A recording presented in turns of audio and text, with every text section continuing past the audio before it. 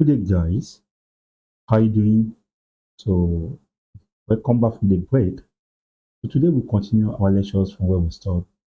Today we continue from data structures in Python. What are the data structures in Python? They are the list, they are tuples, they are set, dictionary, string, the stack, and the queue. We also see these data structures in other programming languages. They enable us to structure our data, just the way the name is implies. So they are data structures. They enable us to structure our data in such a way we can manipulate each of those items into maybe list of data. Maybe we are comparing maybe one data, maybe we have maybe multiple of data that we have together. So, but with data structures, we can carry out multiple operations and either of the two or anyone we make use of. We can also use two or three of them together depending on the chaos we find ourselves. Now, today, let's go on. Let's proceed to data structure. Now, when we begin, what is data structures? Then, they are the ways of organizing and storing data so that they can be accessed and modified efficiently. Python provides several built-in data structures. Each of these data structures can be used depending on our own use cases. You can also decide to create your own. Some of our video we're going to also try and create our own. We can also see, we just emulate what has been done before to have the knowledge about how data structures work. Then we move to the next slide. We talked about lists here and list compressions. What are lists? Maybe sometimes you have some items on maybe they are on you have a basket, for example, which contains a lot of fruits, out of mangoes. Maybe you went to the market, you get out of stocks, you put them inside a bag. Can be a bag. That there are many items there.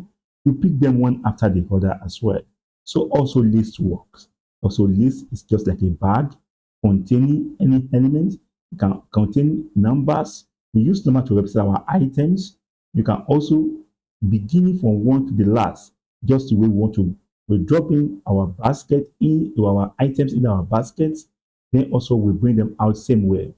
Therefore, let's look at it. We said it's a collection of elements. All that collections of elements enclosed in a square bracket. You can use this square bracket to represent it, or we use the built-in method can contain elements of different data types, unlike some Python like arrays.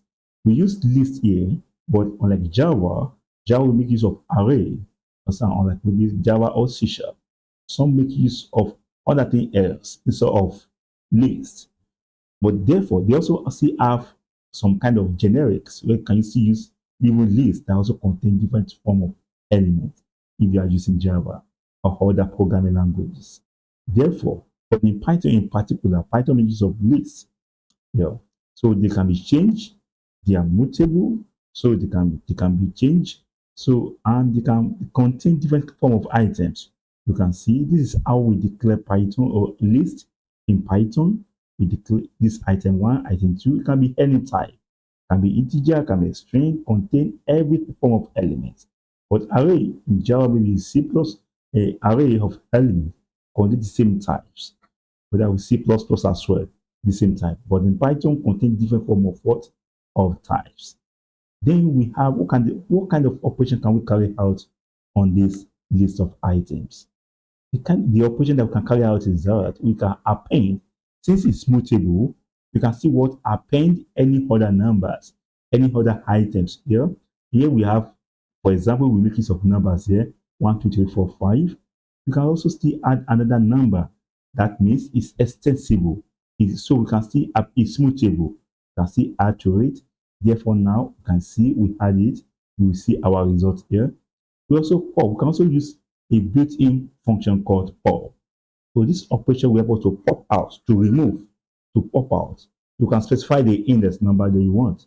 Pop out this, and you see it will remove that index number. Here we pop out index 2. This, for example, let me go back here. You can see this is item 1, item 2, item 3, item 4. But in Python word, the list contains from 0. The index number is 0, 1, 2, 3. Though we know this one as our index. Just know that zero is meaningful in computations. Every digit in computation is meaningful. So computer treat them as their individual units. So zero represents an index, the first part of the element here. Also, the second, the here normally in our number will be one, two, three. But this is zero, index zero, index one, index two, index three. So and so on and so forth. So same thing here. So that what happened here. By the time we pop out a value here, this is a zero, index one, index two. We now ask that system pop out two for us. It pop out two. Our result is what we have one, two, and 1, 2, 4, and 5. So we move to insertion operation. You can also do the same thing. You can also insert to a particular index. Remind you, if you append a value here, it will automatically add to the end, to the right hand side, to the end of that. But you can also use under built-in functions, that is using the append command. You can also use under insert, under command, under built-in functions called insert. The insert will insert element to a particular element, insert the element or item to a particular index. And we say here that insert 8 to a particular index of 3. You can also see it's our index and it's our value here. You see, you print out this, you see the result. Then we also have slicing. It is used to extract specific portions of sequences, such as string, list. Where do you start? You start from where you started, you stop at a particular point. Sometimes again, some of us don't even include these, but sometimes they step size at what sequence you should, at what step you should do the operation, carry out the operations. Let's see the example here. We see here we have 1, 2, 3, 4, 5. Let's extract element from index 2 to 4. I just say this the full column. We start from what? From index 2, 0, 1, 2, index 2 to 4, 2, 3, 4. That's, can you see?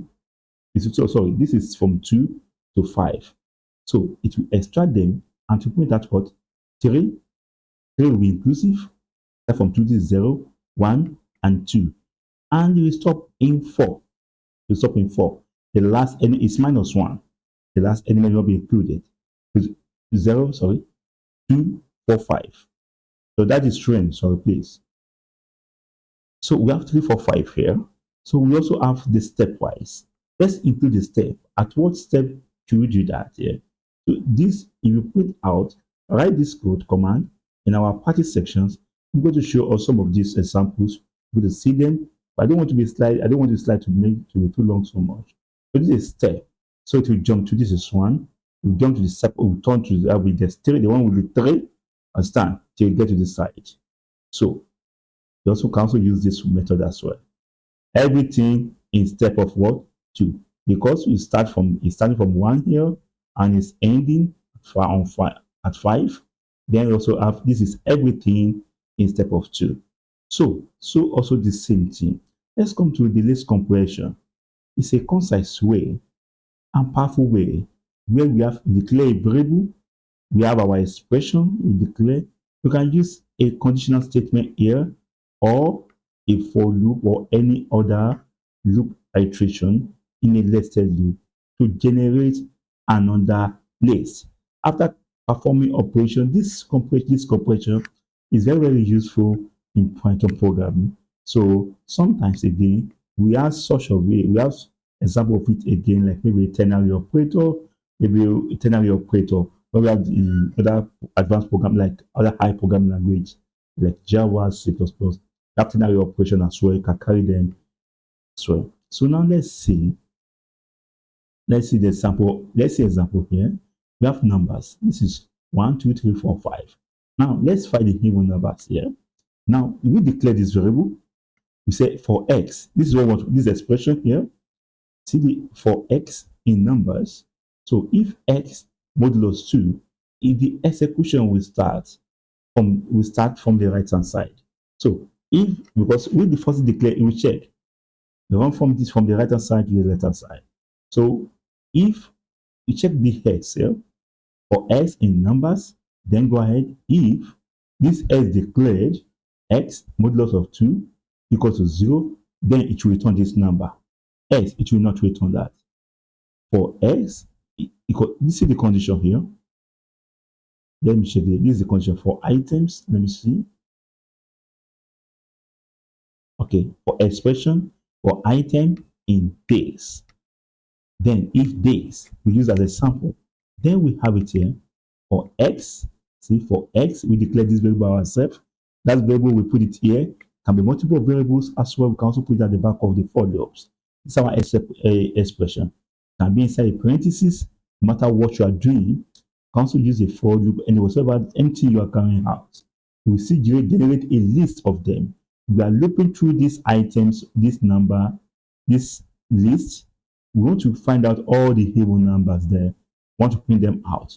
Then one by one. So we have to what? For x, we create this variable ourselves in numbers, in these numbers. Then if this the first item x divided by 2, the remainder of it, modulus means remainder. If the remainder of it equals to 0, that means it's not divided by 2, right? It is even. That one is odd number. But if it is divided by 2 and the remainder is 0, that means it's an even number. It will be stored there in a list. You can see the list here. It will execute this command inside the list. And then there we have only what? 2 and 4. So you can also do for another one power here. Find the power. The double asterisk here means power. Raised to power x raised over 2. Just look through the list of numbers. Then you find the power of them. And you find the power of this. 1 is 1. Is 1 squared is 1. 4, 9, 16, 25. And you see. Then we move to dictionaries. Dictionary is a key value pair data structures that also sometimes it is needful. One cannot execute the poem of another. When sometimes you may need a key value pair. For example, you want to log into your systems, it's telling you username. The username, you give the value. The username, that word there is the key. The value you supplied is the value. Understand? Sometimes you get the password. The system asks you a password. The password is the key. The test password is the key, and the value you supply, that is your own unique password, is the value. So that's key value pair. The key and the value. So then it's immutable, can be modified. It's mutable, can be changed at any time. So you can see the example of a dictionary. So can you see dictionary is named here? The full column separated by full columns. You also have alleys here. Sometimes again you can have it this way. Maybe you can have it this way. Maybe for example, you can also maybe user one is equal to this. You can have it this way as well, or you can also have user two is equal to what? This. Just the same thing. So they are also both dictionary. Can you see?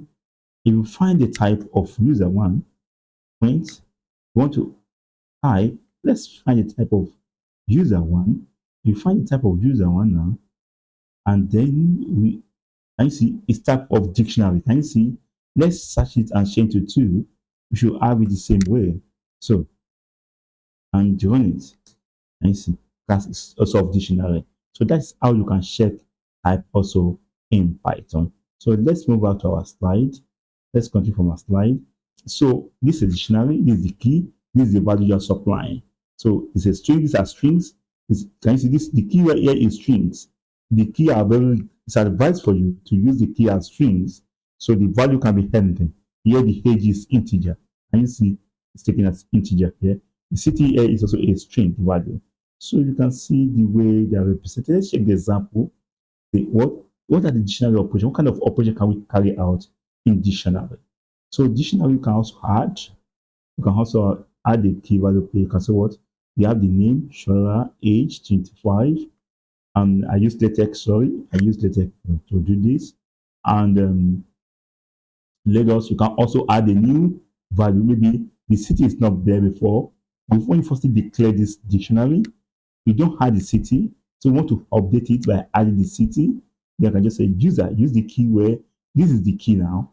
We can identify each of these items by specifying the key by calling the variable name with the key in square bracket like this.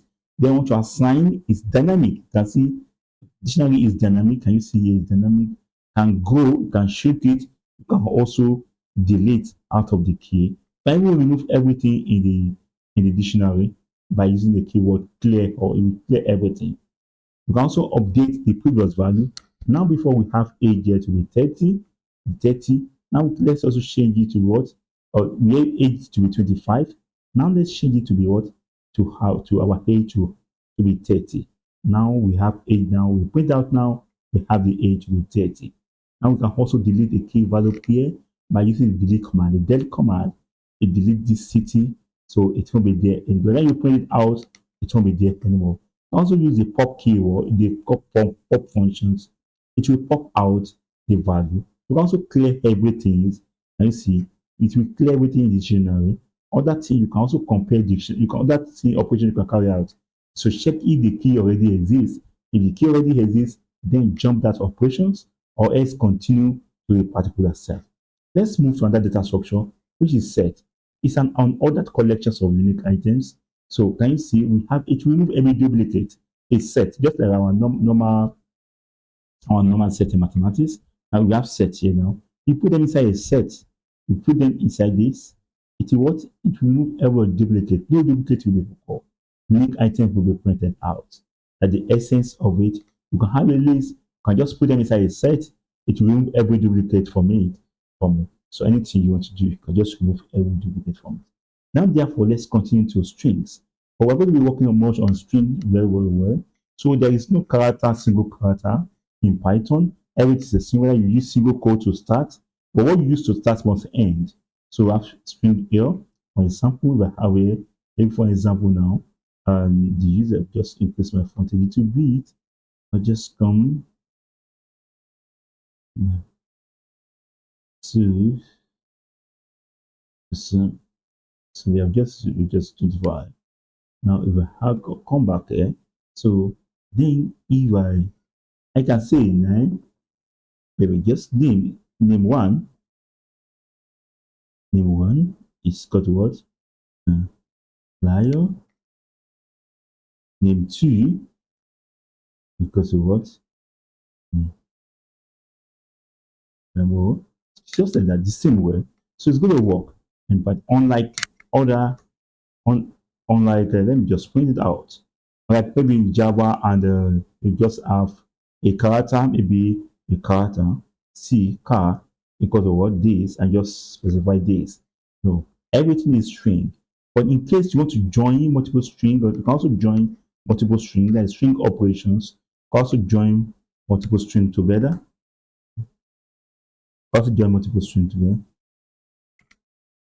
It wants me since I start from here, it wants me to terminate it here. You just terminate it here. So sorry, it's not that place. Since just terminate it here, then that's what called signature.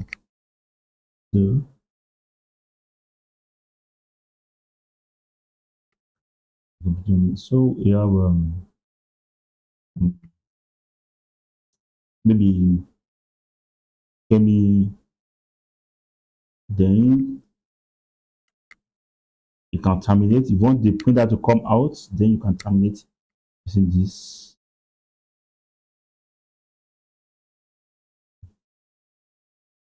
You can do this. So you can do if you print out name 2 now. Let's try to print out name 2. Print name 2. Then you can see can you see it's bring out Kemi love. So it's bring out only Femo Kemi love. No space here as the Y. The reason why can you see Femo Kemi loves. It bring it out with what? With the code. We want it to include the code. That's why we use the escape character. The backslash is called escape character. So let's continue because of time. So now therefore you can also turn the string to a hopper or to become a lowercase mark depending on you. Also come to the queue as another operation in Python. Queue. What's the queue? First in, first out.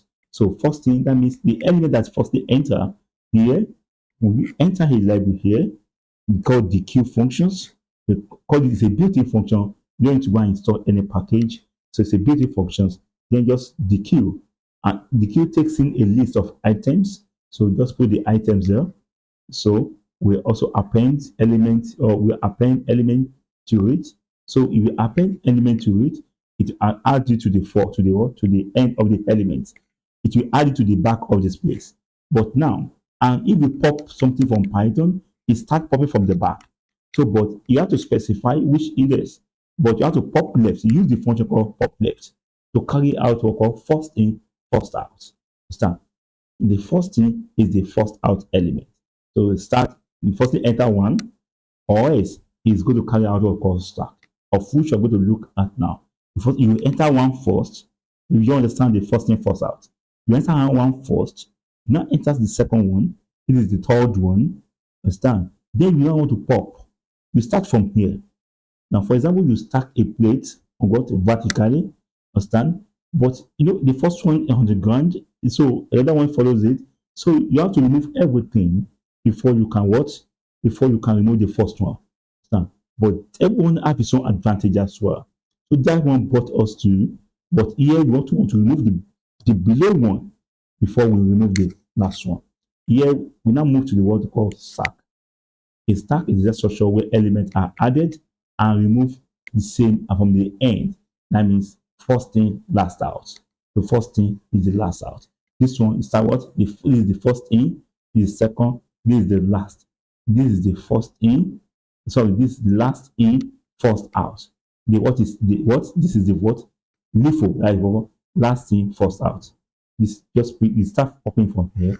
Thank you very much, guys. I'm going to be demonstrating the example of the functions and example of list as in the future in our next coming videos.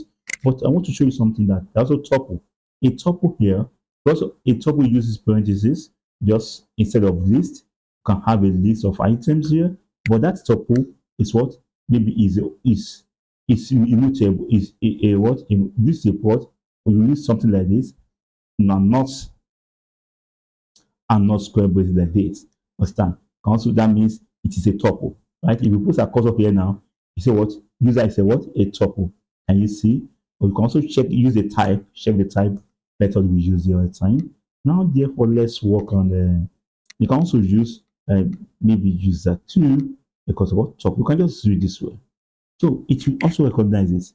Also, our list maybe L because L1 equal to what list, you can populate them. This is immutable. This is mutable. Sorry, this is mutable. This is immutable list of items. Thank you very much, guys. I will see you in the next video. Bye bye.